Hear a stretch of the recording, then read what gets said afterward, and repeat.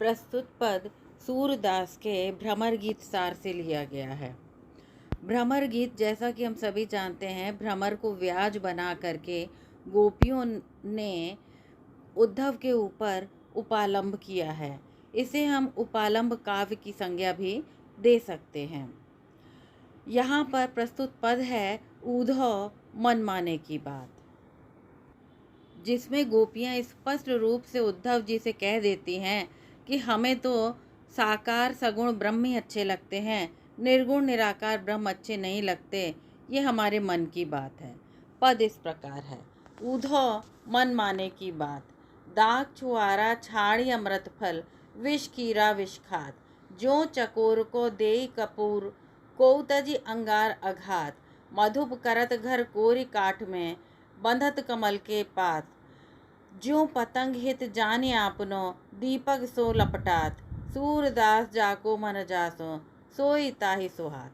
इसमें जो कठिन शब्द हैं और व्याख्या दोनों साथ साथ करेंगे, क्योंकि ज़्यादातर शब्द हमारे जाने पहचाने हैं। दाख माने अंगूर होता है, छुआरा से परिचित ही हैं, एक प्रकार का हमारा कहना चाहिए फल कह ले सकते हैं, या किशमिश इत्यादि, या इसको हम कह सकते हैं कि ये ड्राई फ्रूट है, कुछ भी कह सकते हैं हम।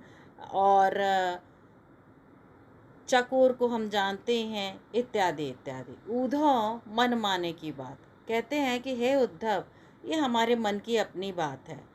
जिसको जो अच्छा लगता है वो वैसा आचरण इस संसार में करता है। दाग छाड़ के अमृत दाग छुआरा छाड़ी अमृत फल, विष कीरा विष खात। बोले जिसको मन करता है वो अंगूर और छुआरे जैसे अमृत फलों को छोड़ देता है और विषैले कीड़ों को खाता है और अपना जीवन यापन करता है। ये उसके मन की अपनी बात है। ज्यों चकोर, जिस प्रकार चकोर को दे कपूर कोई, यदि कोई कपूर खाने के लिए देता है तो उससे तृप्त नहीं होता, वो उसे छोड़ देता है। तजी अंगार अघात, और वो अंगारे को छोड़ करके मन में संतुष्ट नहीं होता है। ऐसा माना जाता है कि वो अंगारे को चबा चबा कर बड़ी प्रसन्नता के साथ खाता है, ऐसा प्रवाद है।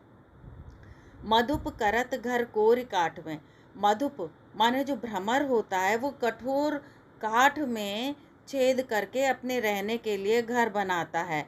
वहीं बड़े प्रेम से बंधत कमल के पास वो उसके कमल की जो जो सुगंध होती है, या उचित शब्दों में कहें तो कमल के अंदर जो पराग होता है, उस पराग के आकर्षण में कमल के पत्ते में जाकर के बैठ जाता है। इसी प्रकार पतंग हित जाने आपनो, पतंग माने पतंगा, कीट पतंगा, वो जानता है दीपक से लपटात कि ये जो रोशनी दीपक से निकल रही है ये उसे जला देगी, लेकिन फिर भी वह दीपक से प्रेम करता है, इसलिए उसकी रोशनी में जाकर, उसकी अग्नि में जाकर अपना सर्वस्व समर्पित कर देता है, अर्थात लिपट करके दीपक की रोशनी से वो मर जाता है। तब भी उसे बुरा नहीं लगता, बल्कि उसे अच्छा लगता है। सूरदास जाको मन जासो, सोई ताई सुहा। सूरदास जी कहते हैं जिसके मन को जो रुचिकर लगता है, जो अच्छा लगता है, वो उसी के प्रकार आचरण करता है। इसी प्रकार हे उद्धव जी, हमें तो अपने कृष्ण का साकार रूप ही अच्छा लगता है, हम उन्हीं को प्रेम करते हैं, हमें निर्गुण निराकार ब्रह्म की कतई अपेक्षा नहीं है। इसलिए हे उद्धव, जब सब संसार के प्राणी अपने मन का आचरण करते हैं, उसी के अनुसार आनंद का अनुभव करते हैं, तो हम भी अपने मन का आचरण करते हुए आनंद का अनुभव कर रहे हैं। इसलिए हमें निर्गुण निराकार ब्रह्म का उपदेश कृपया मत दीजिए। इसका भावार्थ यहाँ पर दिया गया है 2 पृष्ठों में, जो कि आपके सामने दिखाई दे रहे हैं। इसके पश्चात इसके अंदर विशेष बताया गया है। विशेष में काव्यगत सौंदर्य, विरह दशा का वर्णन है, कृष्ण के प्रति एकनिष्ठ प्रेम है, भाषा सरल सरस है और मुक्तक काव्य है, गेय पद है और श्रृंगार रस की अभिव्यक्ति है, और शब्द शक्ति यहाँ पर व्यंजना द्रष्टव्य है। यह गोपी उद्धव संवाद है, इसलिए यहाँ हमें गोपी के बारे में जानना बहुत आवश्यक है। गोपी एक संस्कृत शब्द है जिसकी उत्पत्ति गोपा शब्द से हुई है।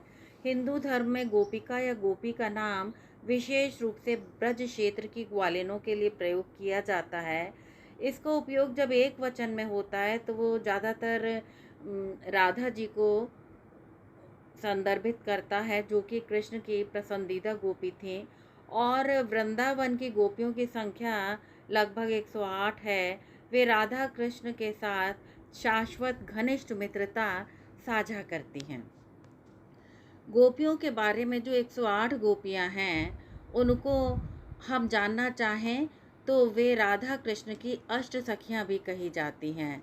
और राधा इसमें प्रमुख गोपी थीं।